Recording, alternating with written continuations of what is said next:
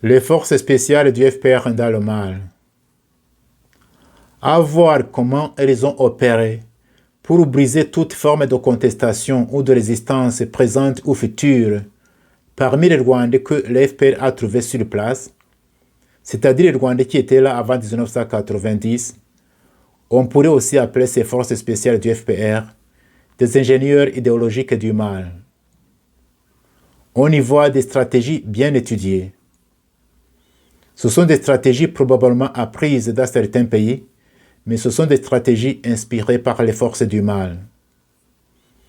Kagame fait partie de bons élèves de ces écoles, mais sûrement qu'il y a d'autres personnes autour de lui qui ont eu le même entraînement et la même idéologie.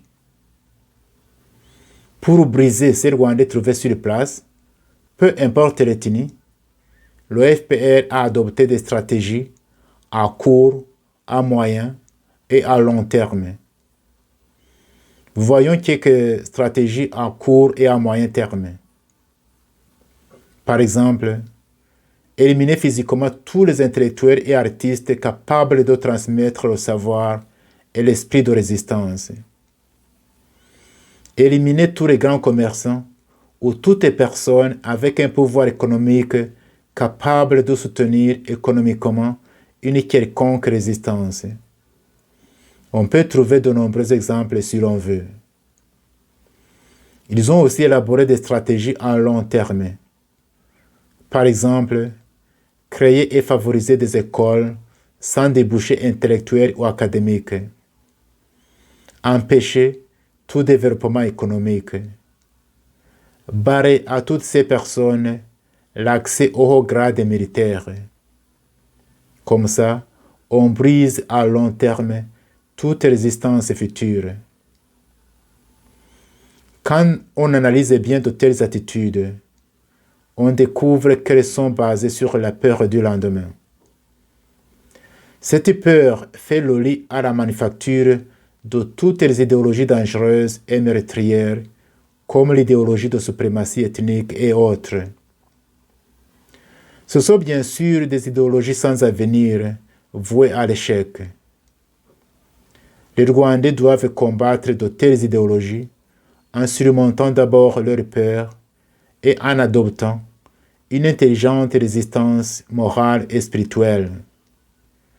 Ceci ne demande pas aucun grade académique ni aucun pouvoir économique. Ainsi, on peut contourner les barrières du FPR. Soyez bénis et à demain.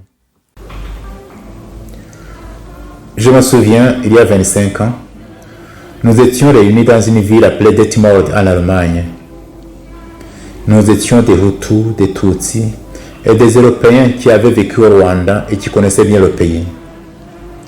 Il y avait parmi nous des religieux, des pasteurs, des prêtres et des laïcs. Nous avions passé toute une semaine dans une communion de prière et de partage fraternel. Mais le soir du dernier jour de notre rencontre, nous avons vécu quelque chose d'extraordinaire. Les Tutsis qui étaient venus du Rwanda, quelques-uns étaient même nos amis, on se connaissait très bien, ils nous ont raconté leur calvaire pendant le génocide. Mais ils disaient tout cela dans un ton fraternel, sans haine ni rancune. Lorsqu'ils nous racontaient le mal qui a été fait à eux et à leur famille, les Hutus qui étaient là furent pris de pitié et de compassion. Les uns commencèrent à pleurer, d'autres s'ingénièrent en disant ceci: vous les Tutsis ici présents, nous vous demandons franchement pardon pour ce mal extrême que les nôtres vous ont fait. Les Tutsis qui étaient là furent touchés par ce geste des Hutus.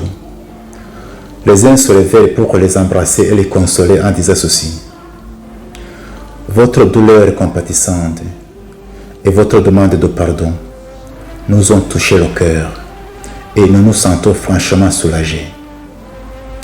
Mais d'autre part, nous aussi les Tutsis ici présents, nous devrions demander pardon aux Hutus. Oui, nous demandons pardon pour les peines et les souffrances que les nôtres ont fait subir aux Hutus tout au long de l'histoire de notre pays. Les Européens qui étaient là furent étonnés et ils disaient ceci: c'est la première fois que nous entendons des paroles pareilles parmi les Rwandais. Nous aussi, en tant qu'Européens, nous demandons pardon aux Rwandais parce que nous avons une responsabilité dans les malheurs qui ont frappé les Rwandais. Nous demandons pardon parce que nos pays ont complètement abandonné les Rwandais à leur sort pendant les périodes les plus difficiles de leur histoire. Et enfin, après tout cela, nous nous sommes assis et se fit le silence. Après quelques instants, quelqu'un se leva et rompit le silence en disant ceci: je suis sûr que ce qui vient de se passer ici, c'est un miracle qui vient de Dieu. Je pense, disait-il, que nous devrions mettre par écrit ce que nous venons de vivre ici et inviter les Rwandais, nos compatriotes, à écouter la souffrance de l'autre, à se tenir dans la brèche et à demander pardon. Nous avons composé cet écrit et nous l'avons appelé Confession de Detmold. Detmold, c'est cet endroit où nous étions réunis. Vous pouvez trouver cette confession traduite en plusieurs langues sur son site confessiondedetmold.com ou sur la chaîne YouTube Dr Fulgence Loaiza. Parmi les gens qui ont signé cette confession, quelques-uns sont morts. Mais je ne doute pas que le Seigneur, notre Père commun, les a reçus dans son royaume éternel.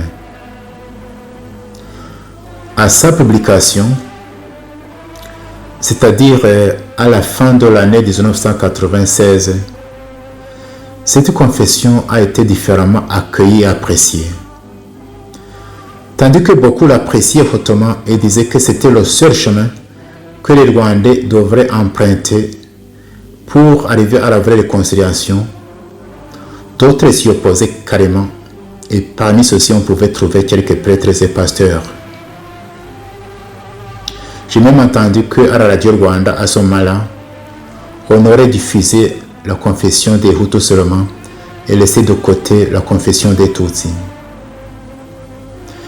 Mais moi je pense que cette confession peut être une grande source d'inspiration pour la vraie réconciliation des Rwandais, c'est-à-dire la réconciliation entre les Rwandais eux-mêmes, mais aussi la réconciliation entre les Rwandais et leur histoire.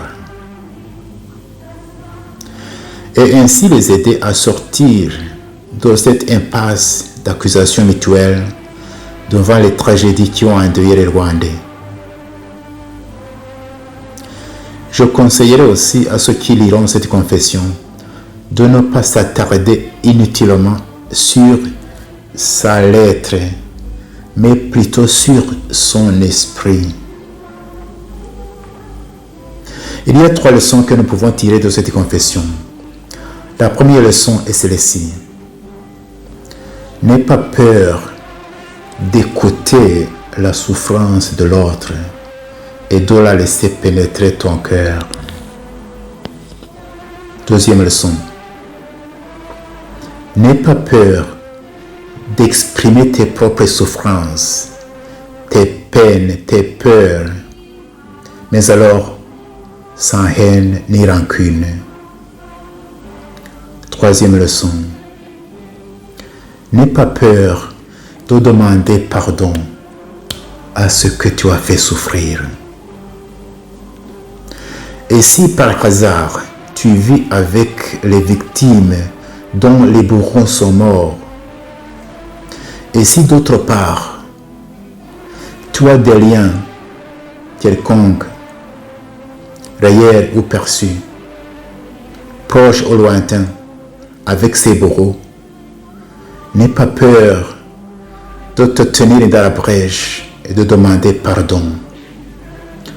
Comme ça, d'une façon presque miraculeuse, tu vas soigner beaucoup de blessures des Rwandais, des blessures du présent et du passé.